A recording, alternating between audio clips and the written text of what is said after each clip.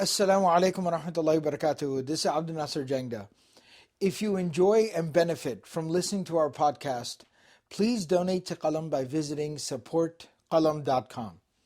We love being able to share this content for free with you, and your donation ensures that we are always able to do so.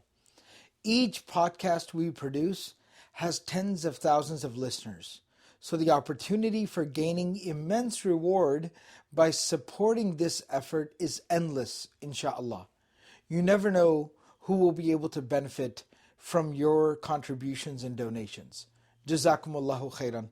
Wassalamu alaikum wa rahmatullahi wa barakatuh. Okay, bismillah walhamdulillah wa salatu wa salamu ala rasulillah wa ala alihi wa sahbihi ajma'een. Inshallah, continuing with our study of the life of the Prophet sallallahu, alayhi, wasallam, Seerah Nabawiyyah, the prophetic biography.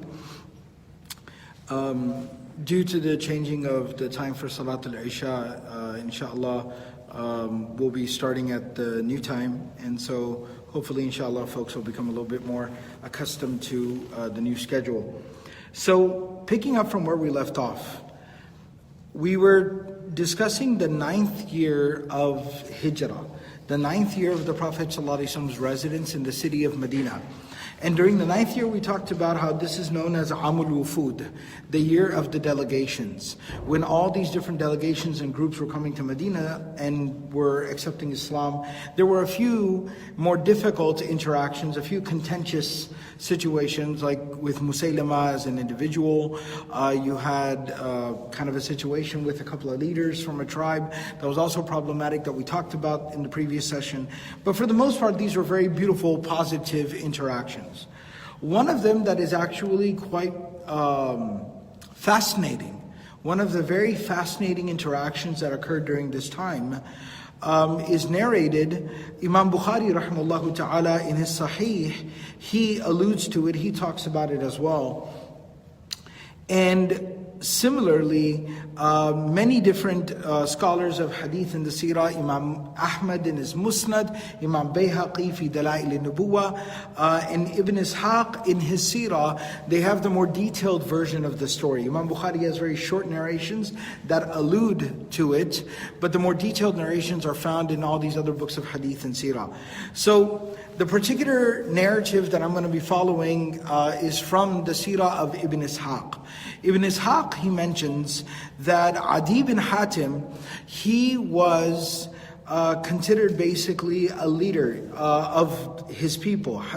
Adi bin Hatim at-Ta'i. This is the son of Hatim at-Ta'i, who was a very, very famous, generous man from the era of Jahiliyyah, pre-Islamically. So much so that Hatim at-Ta'i, his name itself became synonymous with generosity.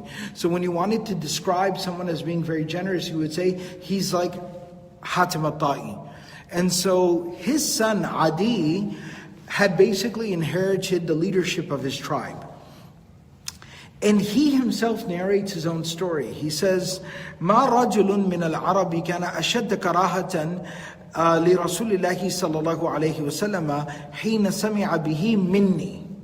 He says, nobody disliked, he says, I'm pretty certain that no one disliked hearing about the Prophet ﷺ. Once Islam became very dominant and Islam started to spread, nobody was more apprehensive, nobody disliked the Prophet ﷺ more than I did.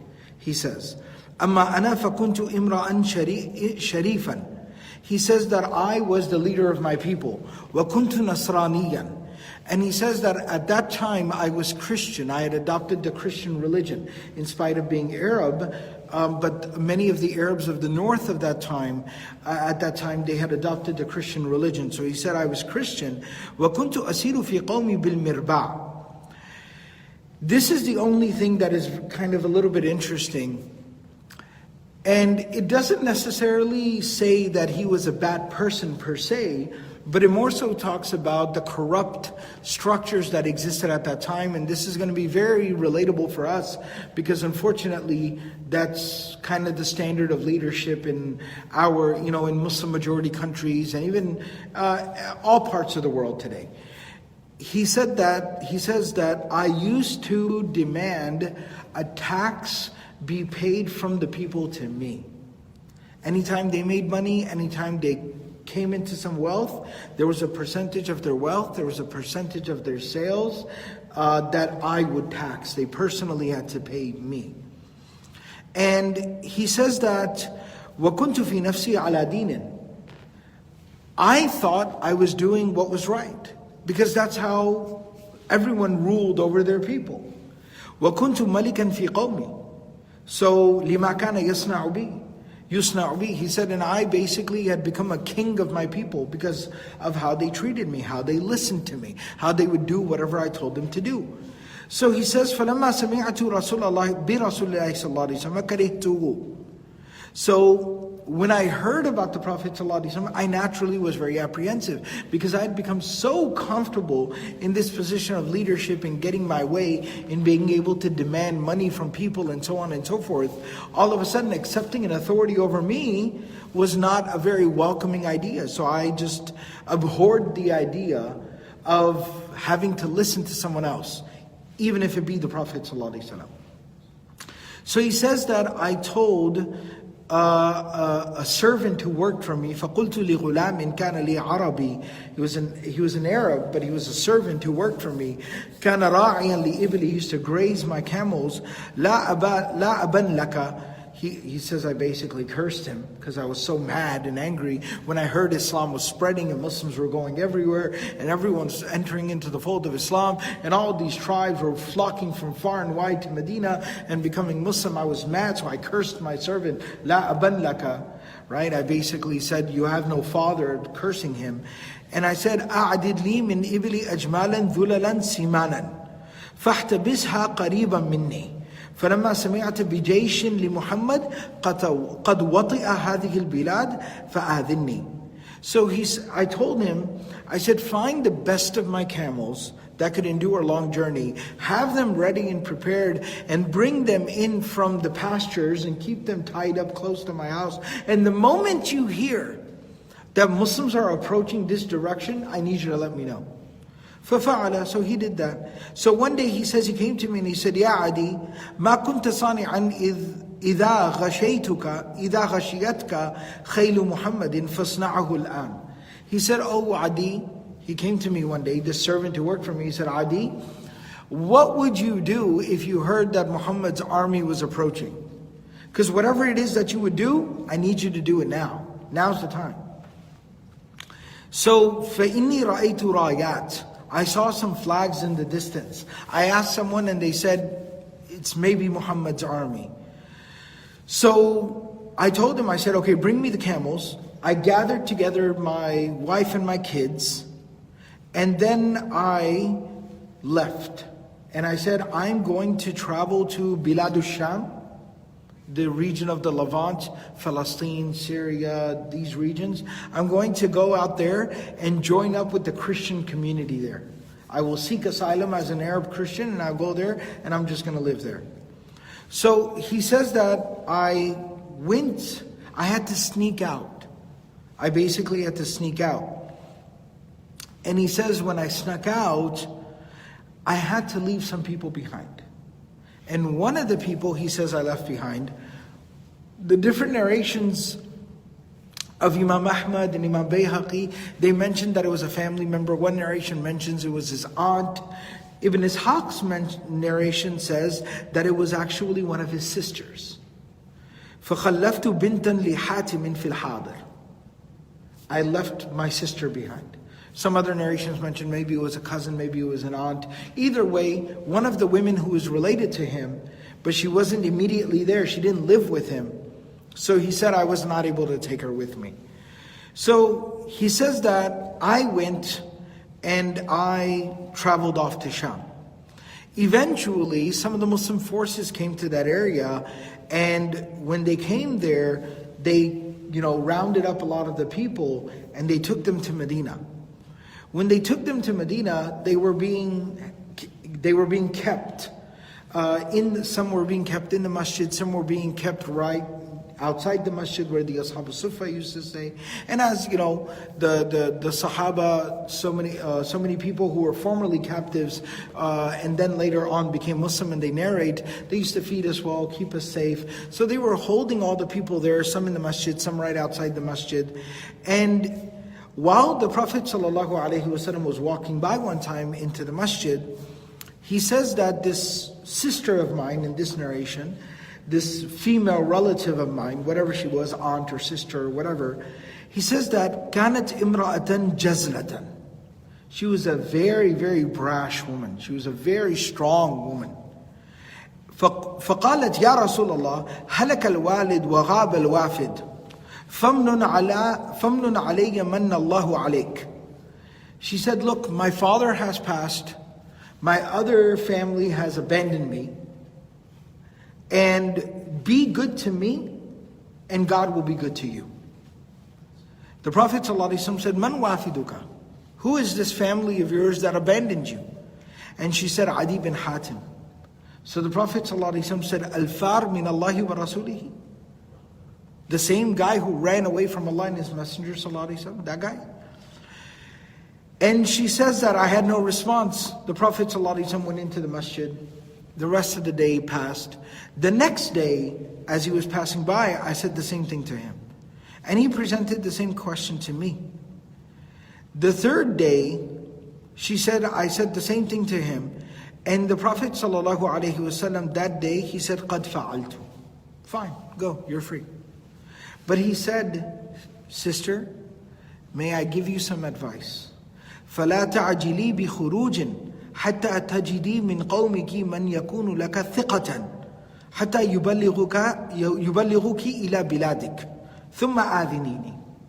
He said, may I give you some advice, sister? If you want to go, you can leave now. No one's going to hold you here. You may go now.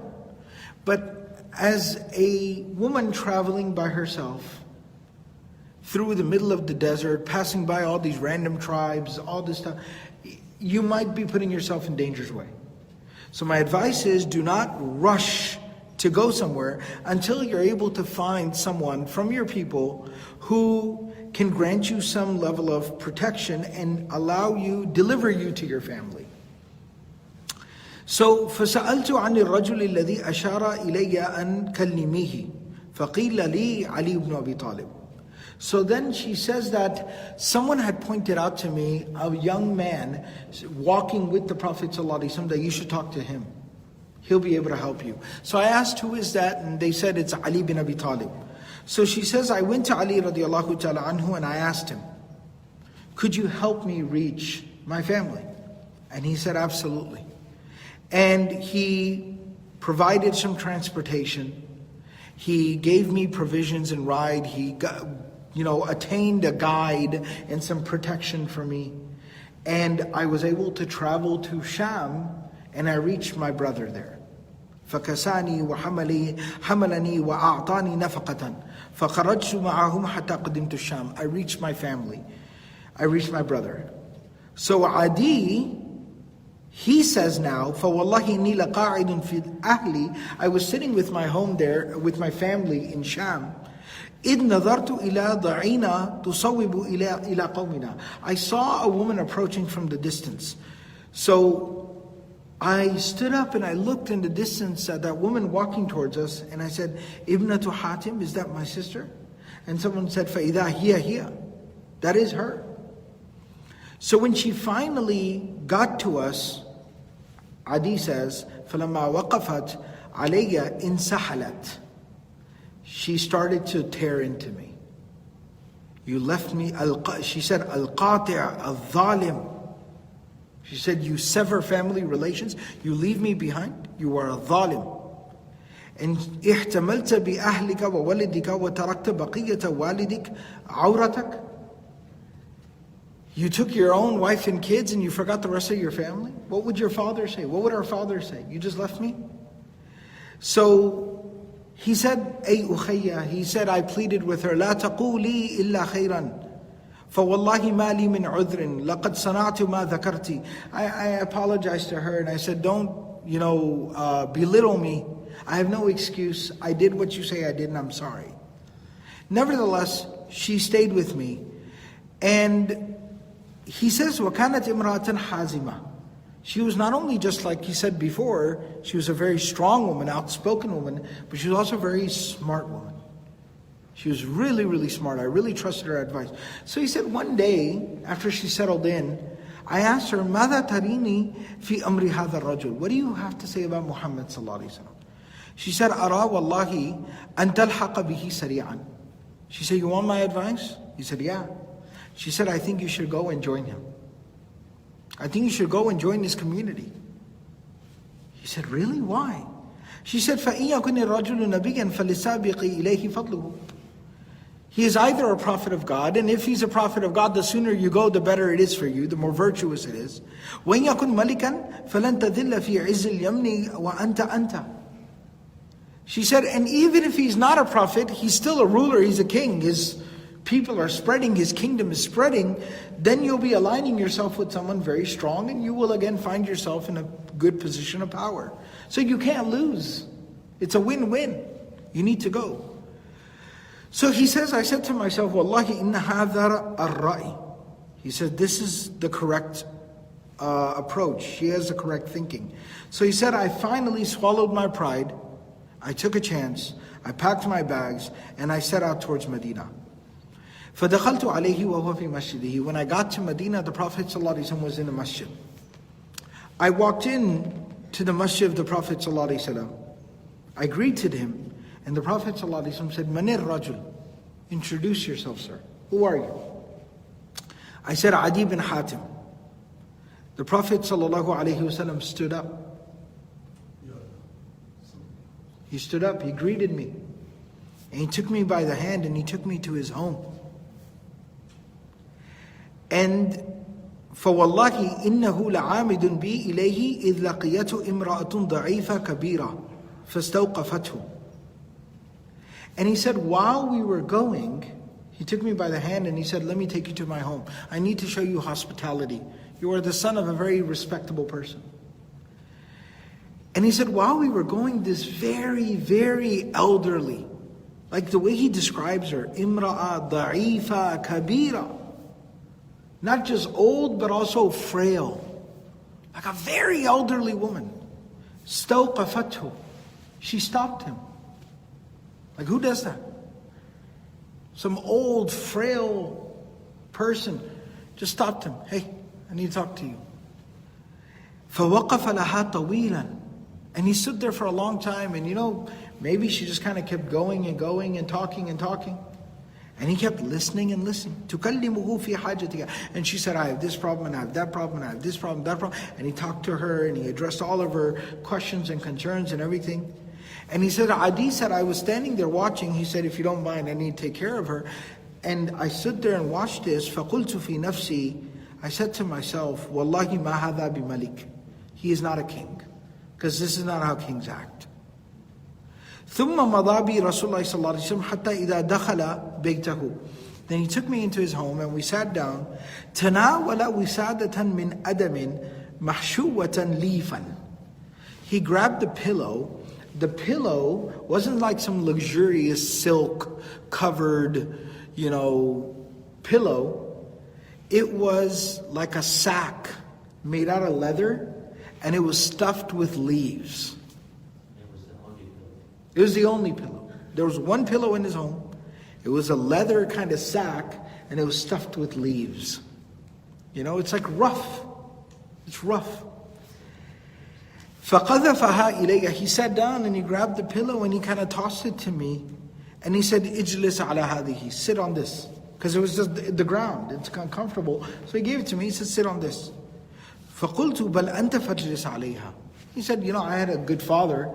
I knew manners. I knew etiquette. I said, no, sir. You sit on this. And he said, بَلْ أَنْتَ. Now you sit on it. And when your host insists, you do. الْأَمْرُ فَوْقَ الْأَدَبِ. So you do what your host asks you to do.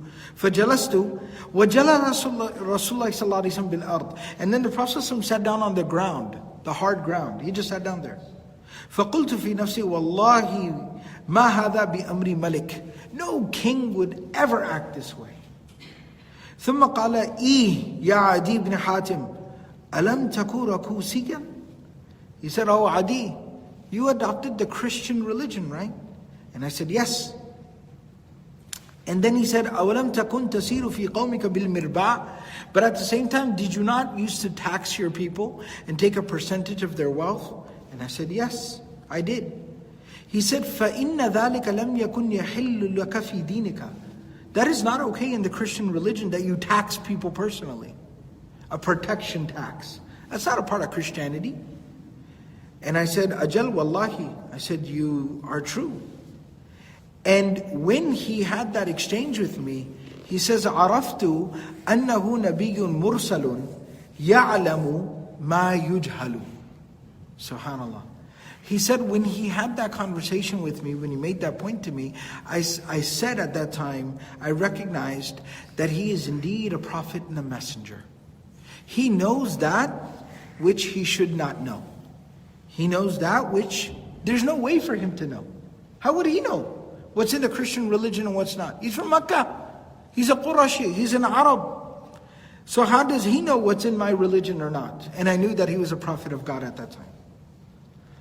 And he said, and then he said to me in another narration, this was very beautiful. He said, why did you run? Why did you run?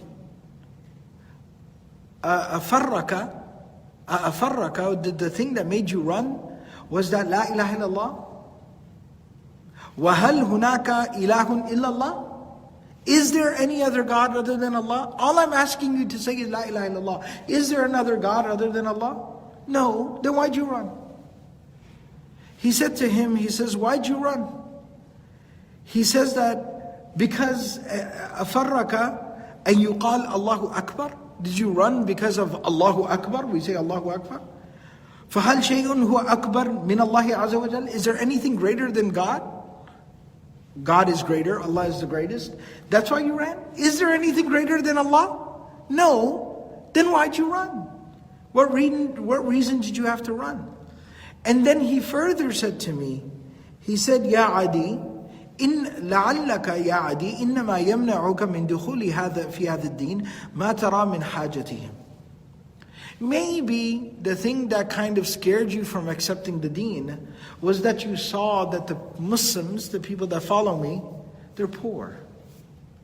فَوَاللَّهِ لَيُوشِكَنَّ الْمَالِ أَنْ يَفِيضَ فِيهِمْ حَتَّى لَا يُوجَدْ مَنْ يَأْخُذُهُ.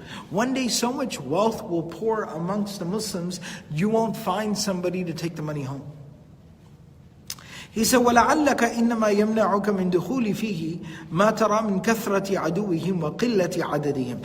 Maybe you felt that the Muslims are very few and their enemies are many. فَوَاللَّهِ لَيُوشَكَنَّ أن تسمع بالمرأة تخرج من القادسية على بعيرها حتى تزور هذا البيت لا تخاف. One day there will be so much peace and tranquility in the Muslim land that a woman will leave Qadisiyah and she will travel all the way to Mecca to perform the Hajj by herself and no one will harass her. There will be that much safety. He said, وَلَعَلَّكَ إِنَّمَا يَمْنَعُكَ مِنْ دُخُولِ فِيهِ أَنَّكَ تَرَىٰ أَنَّ الْمُلْكَ وَالسُّلْطَانَ فِي غَيْرِهِمْ. Maybe you see these great kingdoms, Rome, Persia. And you say, what are these people? A bunch of Bedouins running around. You see kingdoms. And he says, وَأَيْمُ اللَّهِ, I swear by God, O Adi, لَيُوشِكَنَّ, you shall very soon find أَن تَسْمَعَ بِالْقُصُورِ الْبِيَضِ مِنْ أَرْضِ بَابِلْ قَدْ فُتِحَتْ عَلَيْهِمْ. The great palaces of the Romans will fall at their feet. قَالَ فَأَسْلَمْتُ. Adi says, I became Muslim. فَكَانَ عَدِي يَقُولُ. Adi, he used to say, when he would narrate the story, he used to say, مَضَتْ إِثْنَانِ وَبَقِيَتِ الثَّالِثَةِ.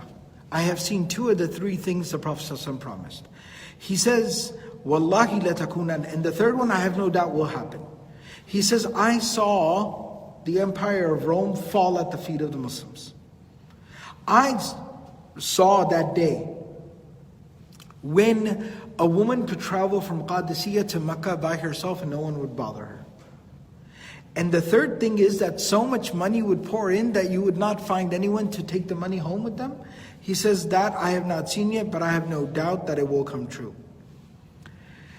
The last part of the narration, this story that I wanted to share, was after he became Muslim, he basically was able to talk to his people, and pretty much his entire tribe, all the rest of his people became Muslim. The Prophet ﷺ gave them some nasiha, some advice. And some of the advice that he gave them, excerpts from that advice are narrated in the Sahih of Imam Bukhari and Imam Muslim, and they are very famous narrations. So some of the most beautiful advice of the Prophet ﷺ, and we've all heard it at some point or another, actually comes from this story. So here's some of the advice that he gave them. Particularly, like we know, Adiy, he was the son of a very wealthy, generous man. His people overall were known for being more affluent, more wealthy people. So listen to the advice the Prophet ﷺ gives them. فَحَمِدَ اللَّهُ وَأَثْنَى عَلَيْهِ. The Prophet ﷺ praised and glorified God. وَقَالَ أَمَّا بَعْدُ فَلَكُمْ أَيُّهَا النَّاسِ أَن تُرْضَخُوا مِنَ الْفَضْلِ ارتضخ أمر بصاع ببعض صاع بقبضة ببعض قبضة وحتى قال بتمرة أو بشق تمرة. The Prophet ﷺ said, attain virtue, give in charity and attain virtue by giving a sa'. A sa' is 2 hands full, or half a sa', or give 1 handful, or half a handful, or by even giving 1 date or even half of a date. And he said, وَإِنَّ أَحَدَكُمْ لَاقِيَ اللَّهِ فَقَائِلٌ. One of you, whenever any one of you leaves this world, you will go and you will face Allah. And Allah will say to you, what I am saying to you now, أَلَمْ أَجْعَلْكَ سَمِيعًا بَصِيرًا. Did I not give you faculties and intellect?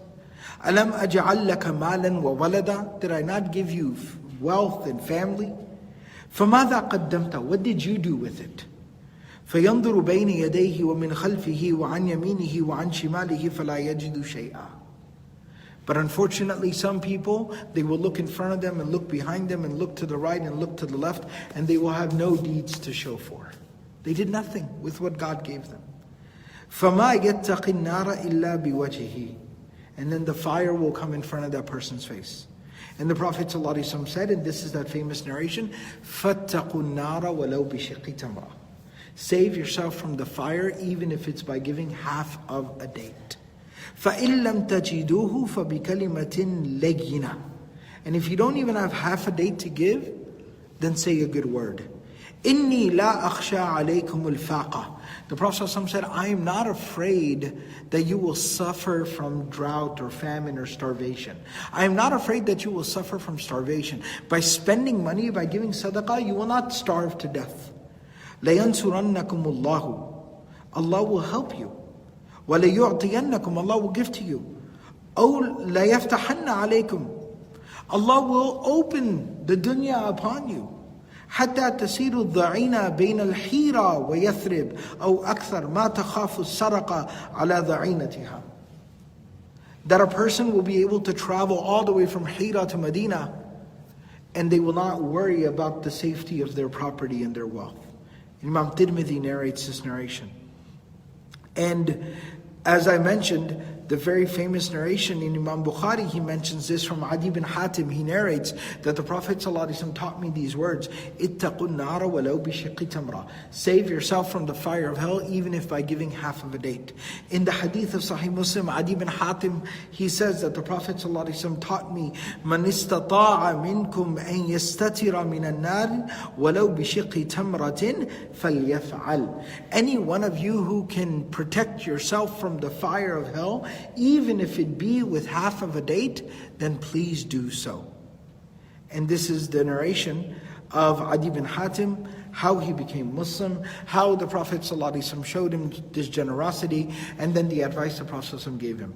As we always do at the conclusion or the end of the session, I always like to try to extract some type of practical lesson that we can take from this. There are so many, again, every one of these interactions of the Prophet ﷺ has so many layers to it. First of all, When that woman asks the Prophet ﷺ, show me kindness and generosity, the Prophet ﷺ says, go, but he shows her true kindness. He didn't say, fine, go. He advises her, don't go by yourself. You'll put yourself in harm's way. When she seeks help and assistance from a companion of the Prophet ﷺ, from a family member of the Prophet ﷺ, one of the closest people to the Prophet ﷺ, Adi bin Hatim, Ali radiallahu ta'ala helps this woman. And notice the narration mentions she did not become Muslim at that time. She was not a Muslim when she was asking Ali for help, and Ali helped her. He did not just give her provisions, he gave her clothes. He gave her clothes and provisions and food and transportation. Right? So think about that. Right? That is the ethos of the prophetic community. That is the Medina. That is the community the Prophet ﷺ created. Where are we? Where are they? Something to think about. We would have trouble showing that kind of kindness to a family member. And they show it to a non-Muslim random woman, stranger. Right? So think about it. An enemy. And yeah, non-Muslim. During times of conflict. The third thing is that when Adi comes to the Prophet ﷺ, the Prophet ﷺ said, Far min Allahi wa rasulihi. He ran away from the Prophet ﷺ. He said, I hated the Prophet ﷺ. And look how the Prophet ﷺ treats him. Oh, you're Adi, son of Hatim, Ta'i. The Prophet ﷺ gets up, greets him, holds his hand, says, come to my home, be my guest. Once again, look at the etiquette. See, we have to understand one thing. What was the goal? Was the goal to put him in his place? Was the goal to let him know, look, I need you to know, you didn't like me, but I win, you lose. Understand? I have the upper hand. Is that, no, the goal was, how can this person become connected to his Creator? How can he recognize Allah subhanahu wa ta'ala? So if I have to show a little bit of kindness, if I have to be a little generous, if I have to humble myself, if I have to show some hospitality, some graciousness, then so be it. It's worth the investment. And subhanAllah, that's exactly what happened. He becomes Muslim. And then the last thing that I wanted to mention, and that is the advice. There's, the Prophet ﷺ said, "Kallim النَّاسَ قَدْرَ عُقُولِهِمْ." Speak to people accordingly. There's a very famous proverb as well. It's more authentically an athar of the Sahaba or the Tabi'een. Some said it was a hadith, but it's not really authenticated as a hadith. أَنزِلِ النَّاسَ مَنَازِلَهُمْ. Talk to people according to the level. We referenced it earlier when the Prophet ﷺ said to Aisha radiallahu ta'ala anha, لَوْلَا حَدِيثُ عَهْدِ قَوْمِكِ بِالْإِسْلَامِ لَغَيَّرْتُهَا. Had your people not been so new to Islam, I would have changed the foundations of the Kaaba. So always understand where people are coming from. And there's an old Persian proverb. They used to say, "Mardum shunasi, moqa shunasi," which means understand who you're talking to and where and when you're speaking. Know your audience, know your context. Know your audience, know your context. And the Prophet ﷺ, look at the advice. Out of all the good deeds that there are, when the Ash'ariyun, the people from Yemen, Abu Musa al-Ash'ari and his people, when they became Muslim and they were poor, refugees, destitute. But they were people who were very vocally and poetically gifted. The thing the Prophet ﷺ emphasized to them, learn the Quran, recite the Quran, read the Quran. And the Prophet ﷺ said, "Inni la'a'rifu aswata rifqatil ash'ariyin." When I walk around at night, I can recognize which homes they live in from the beautiful voices of their recitation of the Quran.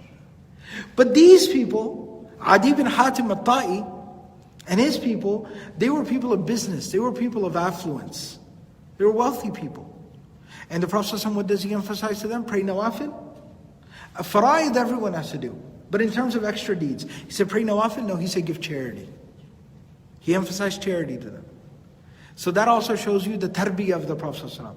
He advised people according to what their strengths were and what was most relevant to them. And that's a very important lesson of tarbiyah and ta'aleem and teaching and learning that we can learn from this particular story as well. May Allah subhanahu wa ta'ala give us all the ability to practice everything that was said and heard. Subhanallah bihamdihi, subhanakallahum bihamdik, nashhadu an la ilaha illa anta, nastaghfiruka wa natubu ilayk.